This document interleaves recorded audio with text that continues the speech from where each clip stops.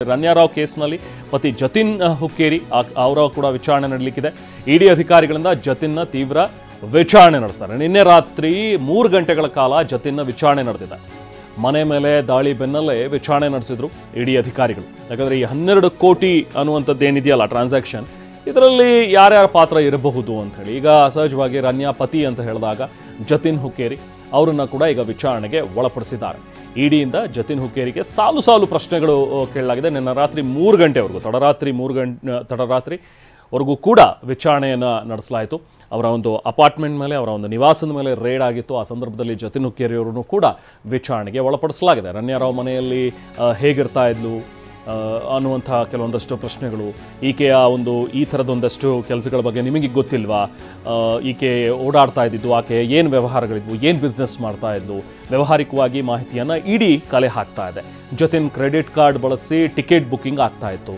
So OTP ನೀಡದೆ ticket booking ಮಾಡೋದಕ್ಕೆ ಸಾಧ್ಯ ಇಲ್ಲ. ಸೊ ಹಾಗಾಗಿ ಪ್ರತಿ ಟೈಮಲ್ಲೂ ಕೂಡ ಆಕೆ ಟ್ರಾವೆಲ್ ಮಾಡ್ತಾ ಇದ್ದಾಳೆ ಅನ್ನುವಂಥದ್ದು ಜತಿನ್ ಹುಕ್ಕೇರಿಗೆ ಸಹಜವಾಗಿ ಗೊತ್ತಿದ್ದೇ ಇರುತ್ತೆ. ಯಾಕಂದರೆ ಅವ್ರದ್ದೇ ಕ್ರೆಡಿಟ್ ಕಾರ್ಡ್ ಮೇಲೆ ಆಗ್ತಾ ಇರೋದ್ರಿಂದ ನಿಮ್ಮ OTP ಪಡೆದಾಗ ನಿಮಗೆ ಗೊತ್ತಾಗಲಿಲ್ವಾ ಆಕೆ ಎಲ್ಲಿಗೆ ಹೋಗ್ತಾ ಇದ್ದಾಳೆ, ಅಥವಾ ಆಕೆ ಚಿನ್ನ ಸ್ಮಗ್ಲಿಂಗ್ ವಿಚಾರ ನಿಮಗೆ ಗೊತ್ತಾಗಿದೆಯಾವಾಗ, ಅಥವಾ ಗೊತ್ತೇ ಇರಲಿಲ್ವಾ ನಿಮಗೆ ಅನ್ನುವಂಥದ್ರ ಬಗ್ಗೆ ಹಲವು ಆಯಾಮದಲ್ಲಿ ಇಡಿ ಅಧಿಕಾರಿಗಳು ವಿಚಾರಣೆಯನ್ನು ನಡೆಸಿದ್ದಾರೆ, ಪ್ರಶ್ನೆಗಳನ್ನು ಕೇಳಿದ್ದಾರೆ.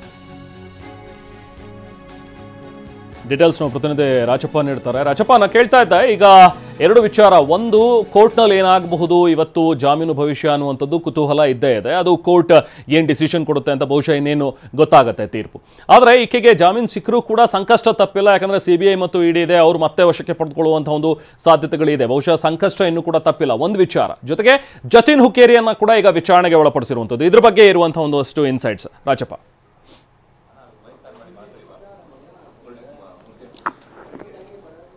ರಹಮಾನ್, ರನ್ಯಾರಾವ್ ಗೋಲ್ಡ್ ಸ್ಮಗ್ಲಿಂಗ್ ಪ್ರಕರಣಕ್ಕೆ ಸಂಬಂಧಪಟ್ಟಂತೆ DRI ಪರ ವಕೀಲರು, ಅದ್ರ ಜೊತೆಗೆ ರನ್ಯಾರಾವ್ ಪರ ವಕೀಲರು ಇಬ್ಬರ ನಡುವೆ ವಾದ ಪ್ರತಿವಾದ ಕೂಡ ಆಗಿತ್ತು. ಅದಾದ ನಂತರದಲ್ಲಿ ಇವತ್ತು ಅಂದ್ರೆ ಆರ್ಥಿಕ ವಿಶೇಷ ಅಪರಾಧಗಳ ಕೋರ್ಟ್ ಏನಿದೆ ಒಂದು ಆರ್ಡರ್ ಅನ್ನ, ವೇಲ್ ಅಪ್ಲಿಕೇಶನ್ ಅನ್ನು ಸಬ್ಮಿಟ್ ಮಾಡಿದ್ರು, ಆರ್ಡರ್ ಅನ್ನ ಇವತ್ತು ರಿಸರ್ವ್ ಮಾಡಿದೆ.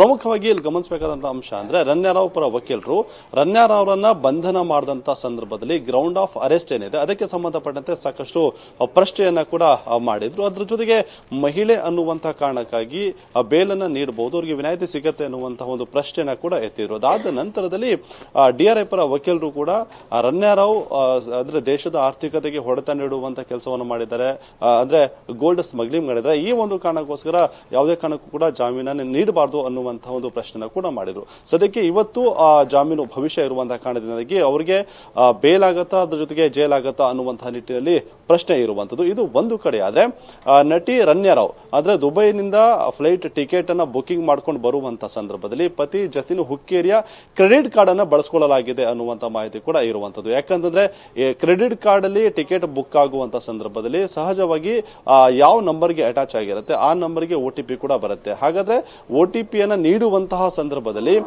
ಗೋಲ್ಡ್ ಸ್ಮಗ್ಲಿಂಗ್ ಮಾಡ್ತಿರುವಂತಹ ವಿಚಾರ ಗೊತ್ತಾಗಿಲ್ವಾ ಅನ್ನುವಂತಹ ಪ್ರಶ್ನೆಯನ್ನ ಕೂಡ ಸದ್ಯಕ್ಕೆ ಅಧಿಕಾರಿಗಳು ಮಾಡ್ತಾ ಇರುವಂತದ್ದು. ಹಾಗಾಗಿ ಒಟ್ಟಾರೆಯಾಗಿ ಈ ಒಂದು ಕೋರ್ಟ್ ಭವಿಷ್ಯ ಏನಾಗುತ್ತೆ ಅನ್ನುವಂಥದ್ದನ್ನ ಕೆಲವೇ ಕ್ಷಣಗಳಲ್ಲಿ ಗೊತ್ತಾಗುತ್ತೆ. ರಹಮಾನ್.